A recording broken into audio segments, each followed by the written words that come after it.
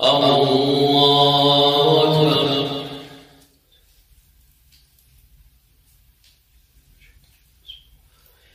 الحمد لله رب العالمين الرحمن الرحيم مالك يوم الدين إياك نعبد وإياك نستعين اهدنا الصراط المستقيم صراط الذين أنعمت عليهم غير المغضوب عليهم ولا الضالين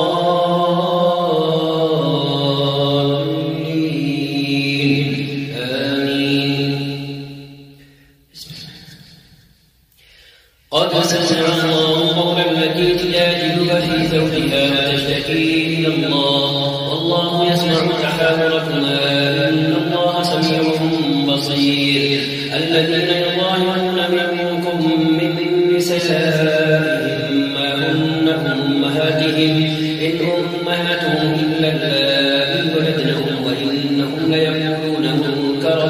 من القول وزورا وإن الله لعفو غفور. والذين يظاهرون من نسائهم ثم يعودون لما قالوا فتحرير رقبة من قبل أن يتماسا ذلكم توعظون به والله بما تعملون خبير. فمن لم يجد فصيام شهرين متتابعين من قبل أن يتماسا فمن لم يستطع فإطعام 60 مسكينا ذلك ليؤمن بالله ورسوله وتلك حدود الله وللكافرين عذاب أليم. إن الذين يحادون الله ورسوله كبتوا كما كبت الذين من قبلهم وقد أنزلنا آيات بينات وللكافرين عذاب مهين. يوم يبعثهم الله جميعا فينبئهم بما عملوا أحصاه الله ونسوه والله على كل شيء شهيد. ألم تر أن الله يعلم ما في السماوات وما في الأرض ما يكون من نجوى 3 إلا هو رابعهم ولا 5 إلا هو سادسهم ولا أدنى من ذلك ولا أكثر إلا هو معهم أينما كانوا ثم ينبئهم بما عملوا يوم القيامة إن الله بكل شيء عليم. ألم تر إلى الذين نهوا عن النجوى ثم يعودون لما نهوا عنه ويتناجون بالإثم والعدوان ومعصية الرسول وإذا جاءوك حيوك بما لم يحيك به الله ويقولون في أنفسهم لولا يعذبنا الله بما نقول حسبهم جهنم يصلونها فبئس المصير. يا أيها الذين آمنوا إذا تناجيتم فلا تتناجوا بالإثم والعدوان ومعصية الرسول وتناجوا بالبر والتقوى واتقوا الله الذي إليه تحشرون. إنما النجوى من الشيطان ليحزن الذين آمنوا وليس بضارهم شيئا إلا بإذن الله وعلى الله فليتوكل المؤمنون. يا أيها الذين آمنوا إذا قيل لكم تفسحوا في المجالس فافسحوا يفسح الله لكم وإذا قيل انشزوا فانشزوا يرفع الله الذين آمنوا منكم والذين أوتوا العلم درجات والله بما تعملون خبير. يا أيها الذين آمنوا إذا ناديتم الرسول فقدموا بين يدي نجواكم صدقة ذلك خير لكم وأطهر فإن لم تجدوا فإن الله غفور رحيم. أأشفقتم أن تقدموا بين يدي نجواكم صدقات فإن لم تفعلوا وتاب الله عليكم فأقيموا الصلاة وآتوا الزكاة وأطيعوا الله ورسوله والله خبير بما تعملون. ألم تر إلى الذين تولوا قوما غضب الله عليهم ما هم منكم ولا منهم ويعرفون على الكذب وهم يعلمون. أعد الله لهم عذابا شديدا إنهم ساء ما كانوا يعملون. اتخذوا أيمانهم جنة فصدوا عن سبيل الله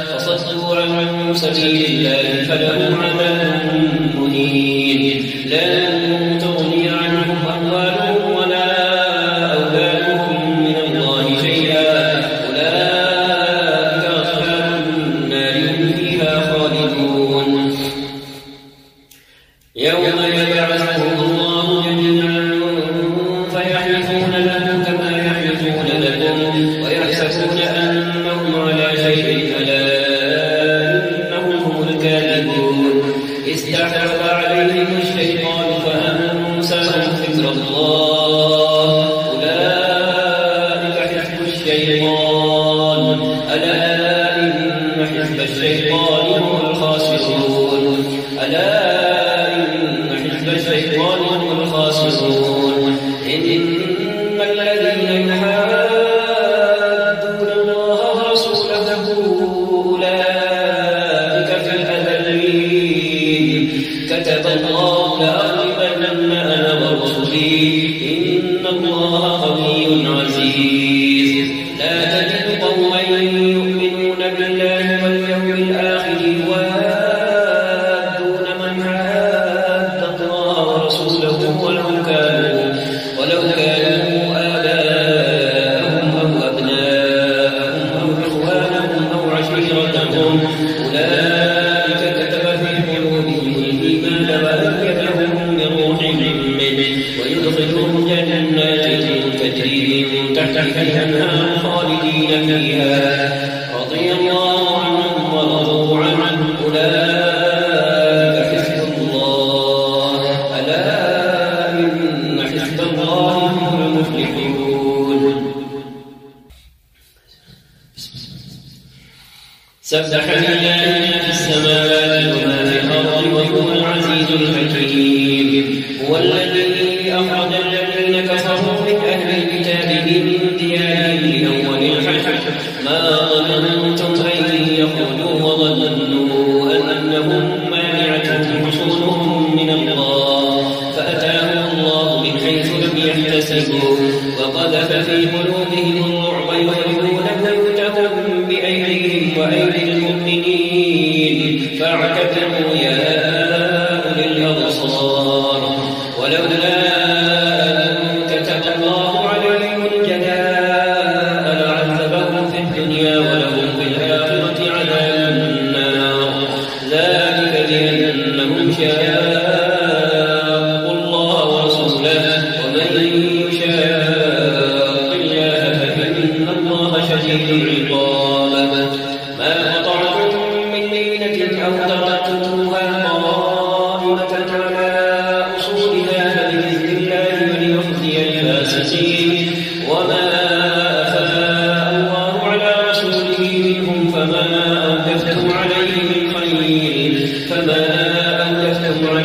خيل ولا ركاب ولكن الله يسلط رسله على من يشاء والله على كل شيء قدير ما أفاء الله على رسوله من أهل القرى فلله وللرسول ولذي القربى واليتامى والمساكين وابن السبيل كي لا يكون دولة بين الأغنياء منكم وما آتاكم الرسول فخذوه وما نهاكم عنه فانتهوا واتقوا الله إن الله شديد العقاب للفقراء المهاجرين الذين أخرجوا من ديارهم وأموالهم يبتغون فضلا من الله ورضوانا وينصرون الله ورسوله أولئك هم الصادقون والذين تبوأوا الدار والإيمان من قبلهم يحبون من هاجر إليهم ولا يجدون في صدورهم حاجة مما أوتوا ويؤثرون على أنفسهم ولو كان بهم خصاصة ومن يوق شح نفسه فأولئك هم المفلحون والذين جاءوا من بعدهم يقولون ربنا اغفر لنا ولإخواننا الذين سبقونا بالإيمان ولا تجعل في قلوبنا غلا للذين آمنوا ربنا إنك رؤوف رحيم.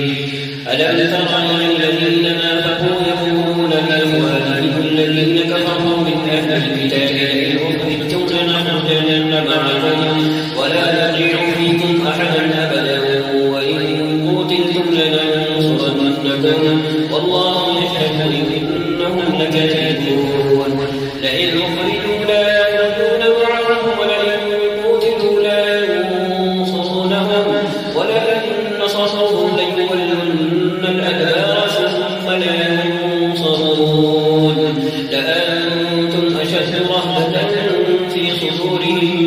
من الله ذلك بأنهم قوم لا يفقهون. لا يقاتلونكم جميعا إلا في قرى محصنة أو من وراء جدر بأسهم بينهم شديد تحسبهم جميعا وقلوبهم شتى ذلك بأنهم قوم لا يعلمون. كمثل الذين من قبلهم قريبا ذاقوا وبال أمرهم ولهم عذاب أليم. كمثل الشيطان إذ قال للإنسان اكفر فلما كفر قال إني بريء منك إني أخاف الله رب العالمين. فكان عاقبتهما أنهما في النار خالدين فيها وذلك جزاء الظالمين. يا أيها الذين آمنوا اتقوا الله ولتنظر نفس ما قدمت لغد واتقوا الله إن الله خبير بما تعملون. ولا تكونوا كالذين نسوا الله فأنساهم أنفسهم أولئك هم الفاسقون. لا يستوي أصحاب النار وأصحاب الجنة أصحاب الجنة هم الفائزون. لو أنزلنا هذا القرآن على جبل لرأيته خاشعا متصدعا من خشية الله وتلك الأمثال نضربها للناس لعلهم يتفكرون. هو الله الذي لا إله إلا هو عالم الغيب والشهادة هو الرحمن الرحيم. هو الله الذي لا إله إلا هو الملك القدوس السلام المؤمن المهيمن العزيز الجبار المتكبر سبحان الله عما يشركون. هو الله الخالق البارئ المصور له الأسماء الحسنى يسبح له ما في السماوات والأرض وهو العزيز الحكيم. الله أكبر. الحمد لله رب العالمين الرحمن الرحيم مالك يوم الدين إياك نعبد وإياك نستعين اهدنا الصراط المستقيم صراط الذين أنعمت عليهم غير المغضوب عليهم ولا الضالين.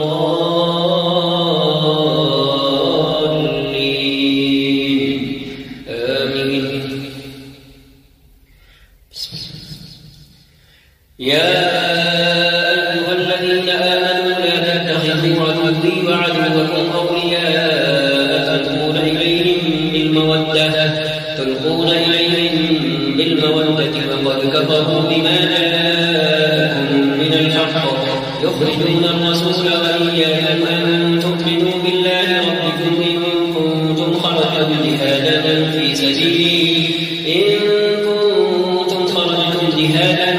سبيلي وابتغاء مرضاتي تسرون إليهم بالمودة وأنا أعلم بما أخفيتم وما أعلنتم ومن يفعل منكم فقد ضل سواء السبيل. إن يفقهوكم يكونوا لكم أعداء ويبسطوا إليكم أيديهم وألسنتهم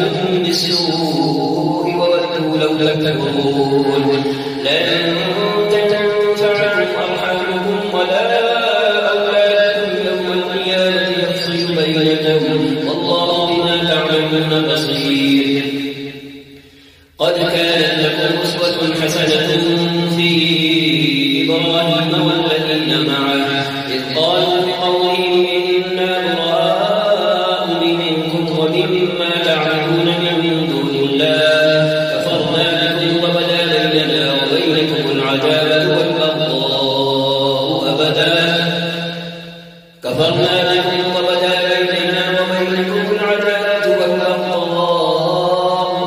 حتى تؤمنوا بالله وحده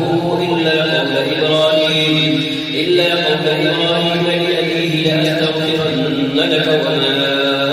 أملك لك من الله من شيء ربنا عليك توكلنا وإليك أنبنا وإليك المصير ربنا لا تجعلنا فتنة للذين كفروا واغفر لنا ربنا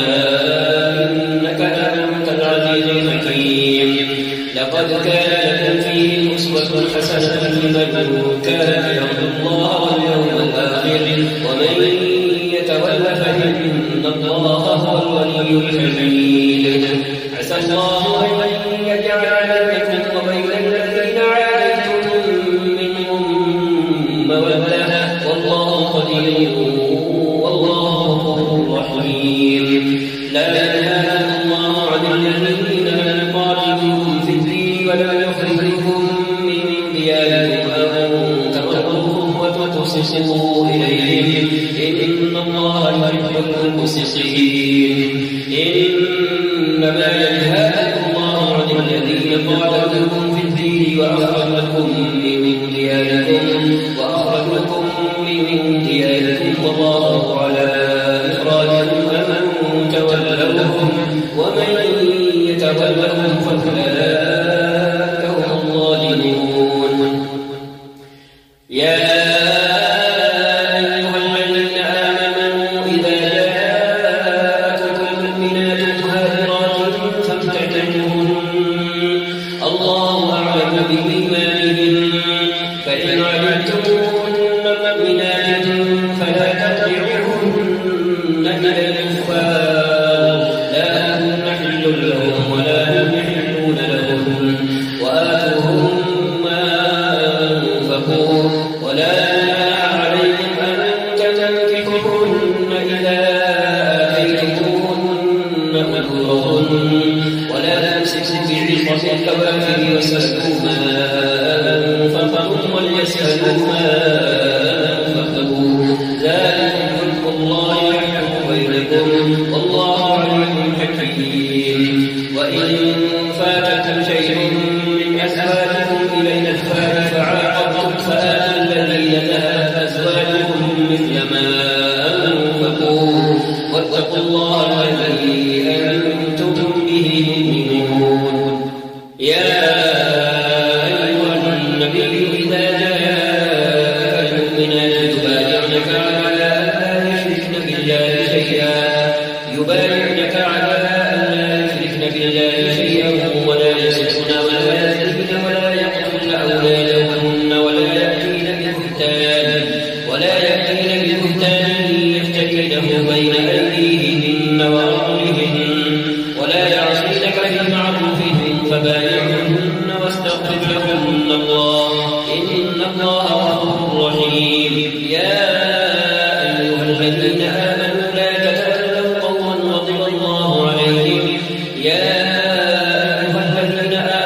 تتولوا قوما غضب الله عليهم قد يئسوا من الآخرة كما يئس الكفار من أصحاب القبور الله أكبر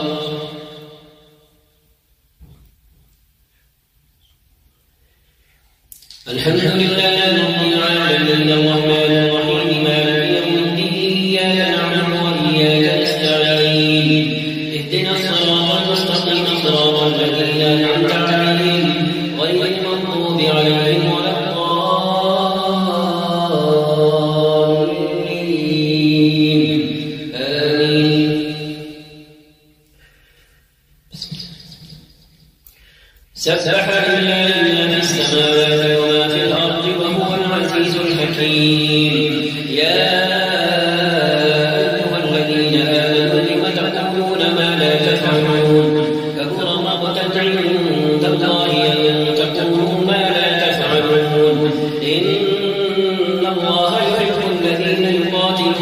سبيله صفا كأنهم بنيان مرصوص. وإذ قال موسى لقومه يا قوم لم تؤذونني وقد تعلمون أني رسول الله إليكم فلما زاغوا أزاغ الله قلوبهم والله لا يهدي القوم الفاسقين. وإذ قال عيسى ابن مريم يا بني إسرائيل إني رسول الله إليكم مصدقا لما بين يدي من التوراة ومبشرا برسول يأتي من بعد اسمه أحمد. فلما جاءهم بالبينات قالوا هذا سحر مبين. ومن أظلم ممن افترى على الله الكذب وهو يدعى إلى الإسلام والله لا يهدي القوم الظالمين. يريدون ليطفئوا نور الله بأفواههم والله متم نوره ولو كره الكافرون. هو الذي أرسل رسوله بالهدى ودين الحق ليظهره على الدين كله ولو كره المشركون. يا أيها الذين آمنوا هل أدلكم على تجارة تنجيكم من عذاب أليم تؤمنون بالله ورسوله وتجاهدون في سبيل الله بأموالكم وأنفسكم ذلكم خير لكم إن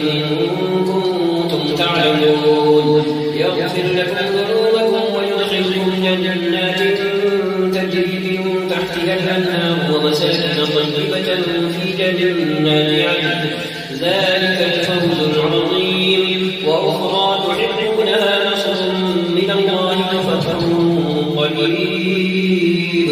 وبشر المؤمنين. يا أيها الذين آمنوا كونوا أنصار الله كما قال عيسى ابن مريم للحواريين من أنصاري إلى الله قال الحواريون نحن أنصار الله. فآمنت طائفة من بني إسرائيل وكفرت طائفة فأيدنا الذين آمنوا على عدوهم فأصبحوا ظاهرين.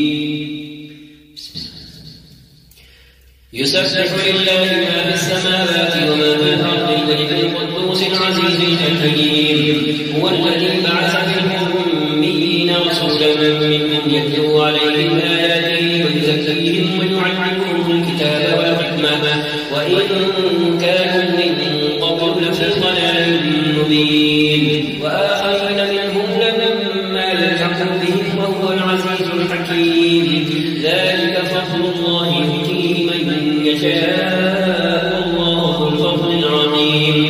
مثل الذين حملوا التوراة ثم لم يحملوها كمثل الحمار يحمل أسفارا بئس مثل القوم الذين كذبوا بآيات الله والله لا يهدي القوم الظالمين. قل يا أيها الذين هادوا إن زعمتم أنكم أولياء لله من دون الناس فتمنوا الموت إن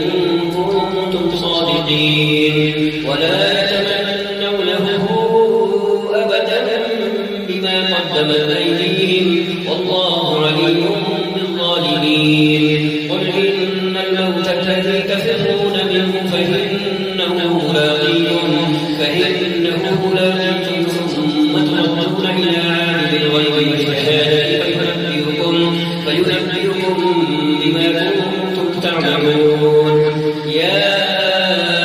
أيها الذين آمنوا إذا نودي للصلاة من يوم الجمعة فاسعوا إلى ذكر الله وذروا البيع ذلكم خير لكم إن كنتم تعلمون. فإذا قضيت الصلاة فانتشروا في الأرض وابتغوا من فضل الله واذكروا الله كثيرا لعلكم تفلحون. وإذا رأوا تجارة أو لهوا انفضوا إليها وتركوك قائما قل ما عند الله خير من اللهو ومن التجارة والله خير الرازقين. إذا جاء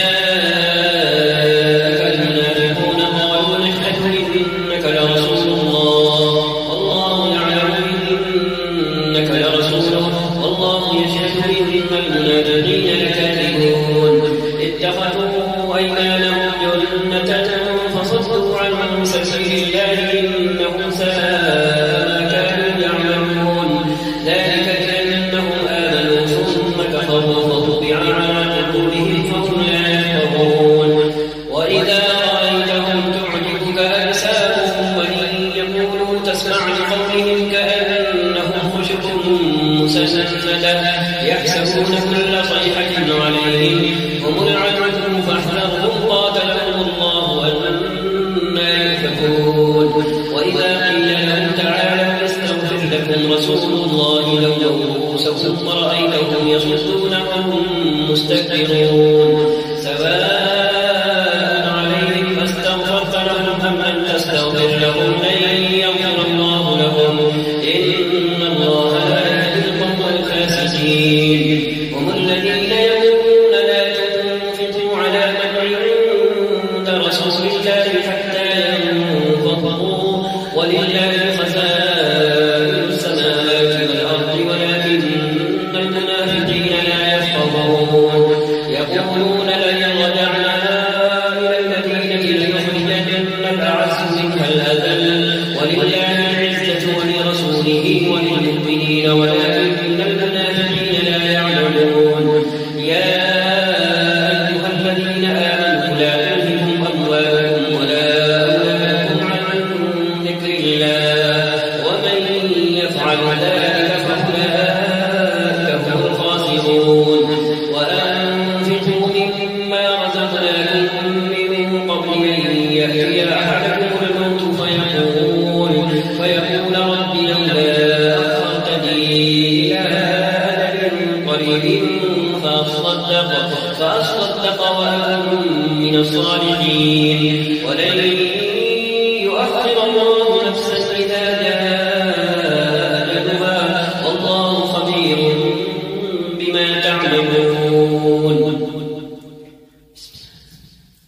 يسبح لله ما في السماوات وما في الأرض له الملك وله الحمد وهو على كل شيء قدير هو الذي خلقكم فمنكم كافر ومنكم مؤمن والله بما تعملون بصير خلق السماوات والأرض بالحق وصوركم فأحسن صوركم وإليه المصير يعلم ما في السماوات والأرض ويعلم ما تسرون وما تعلمون والله عليم بذات الصدور ألم يأتكم نبأ الذين كفروا من قبل فذاقوا وبال أمرهم ولهم عذاب أليم ذلك بأنه كانت تأتيهم رسلهم بالبينات فقالوا أبشرا يهدوننا فكفروا وتولوا واستغنى الله والله غني حميد زعم الذين كفروا أن يبعثوا قل بلى ربي لتبعثن ثم لتنبؤن بما عملتم وذلك على الله يسير فآمنوا بالله ورسوله والنور الذي أنزلنا والله بما تعملون خبير يوم يجمعكم ليوم الجمع ذلك يوم التغابن ومن يؤمن بالله ويعمل صالحا يكفر عنه سيئاته ويدخله جنات تجري من تحتها الأنهار خالدين فيها أبدا ذلك الفوز العظيم والذين كفروا وكذبوا بآياتنا أولئك أصحاب النار خالدين فيها وبئس المصير ما أصاب من مصيبة إلا بإذن الله ومن يؤمن بالله يهد قلبه والله بكل شيء عليم وأطيعوا الله وأطيعوا الرسول فإن توليتم فإنما على رسولنا البلاغ المبين الله لا إله إلا هو وعلى الله فليتوكل المؤمنون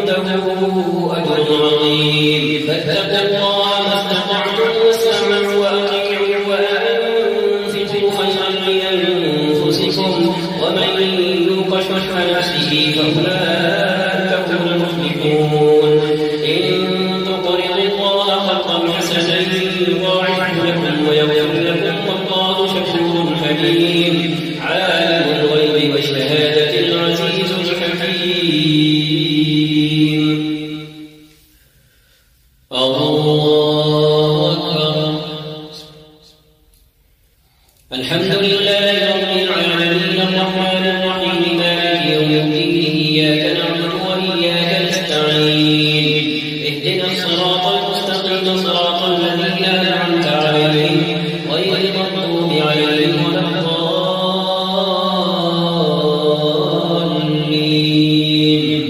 آمين. يا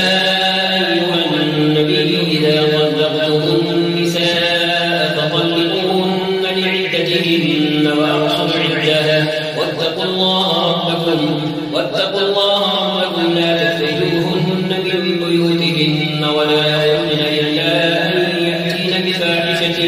مبينة وتلك حدود الله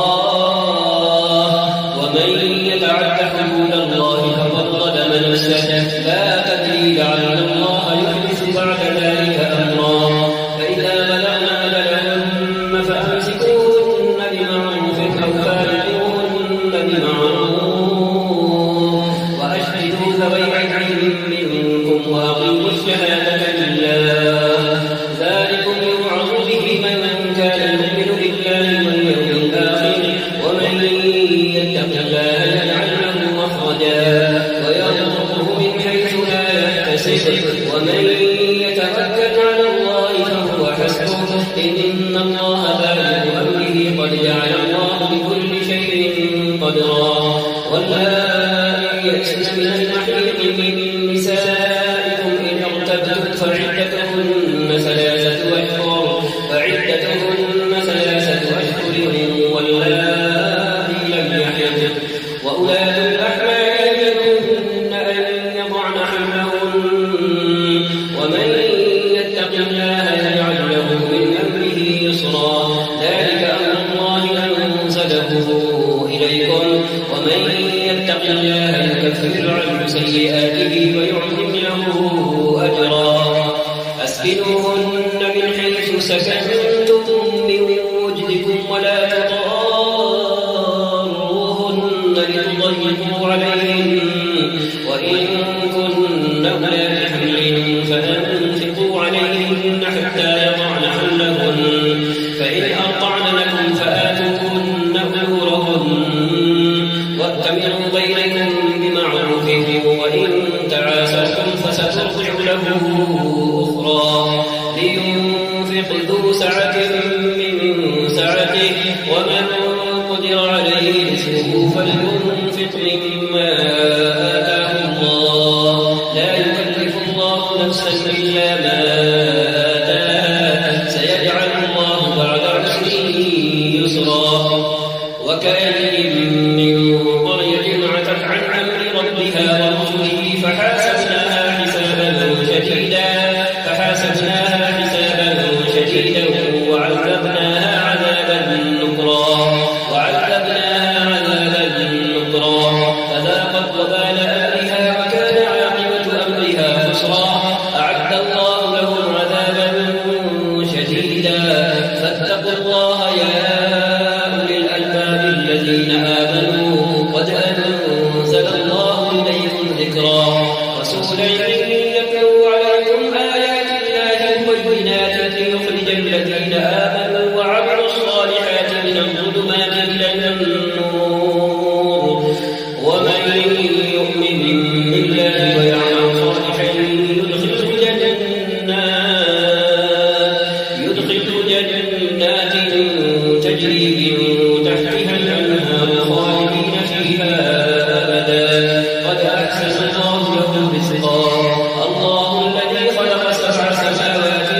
ومن الأرض مثلهن يتنزل الأمر بينهن لتعلموا أن الله على كل شيء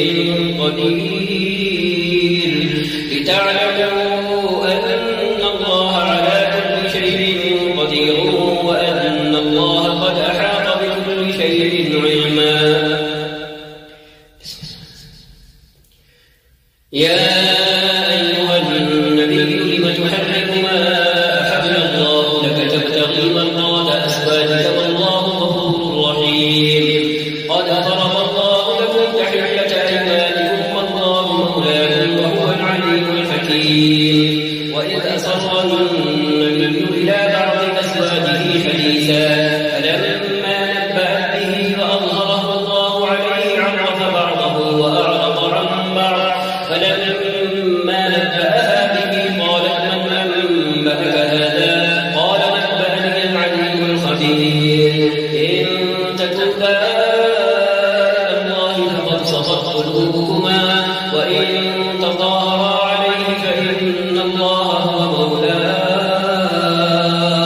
فإن الله هو مولاه وجبريل وصالح المؤمنين والملائكة بعد ذلك ظهير عسى ربه إن طلقكن أن يبدله أزواجا خيرا منكن مسلمات مؤمنات قانتات تائبات عابدات سائحات سيبات وأبكارا يا أيها الذين آمنوا قوا أنفسكم وأهليكم نارا وقودها الناس والحجارة عليها ملائكة غلاظ شداد لا يعصون الله ما أمرهم ويفعلون ما يؤمرون يا أيها الذين كفروا لا تعتذروا اليوم إنما تجزون ما كنتم تعملون يا أيها الذين آمنوا توبوا إلى الله توبة نصوحا عسى ربكم أن يكفر عنكم سيئاتكم ويدخلكم جنات تجري من تحتها الأنهار يوم لا يخزي الله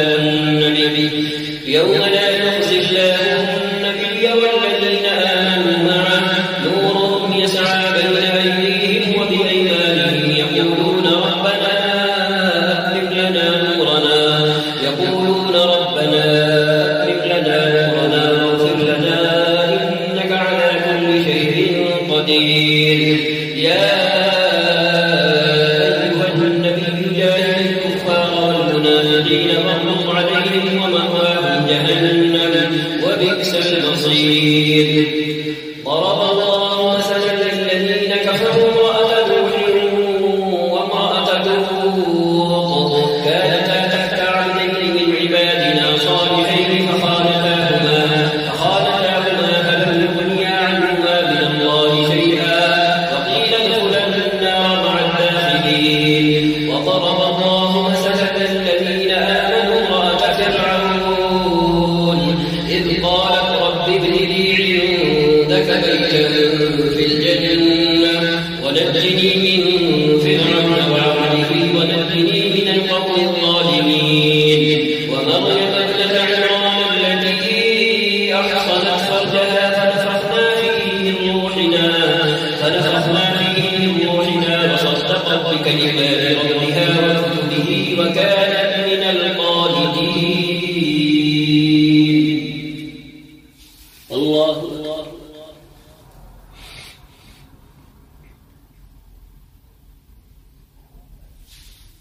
سمع الله لمن حمده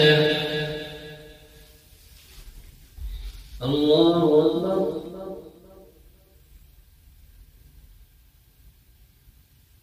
الله أكبر الله أكبر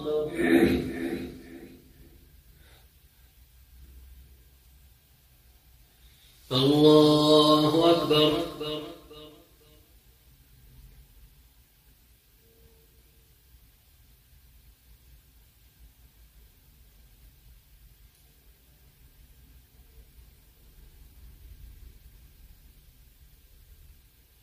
السلام عليكم ورحمة الله. السلام عليكم ورحمة الله.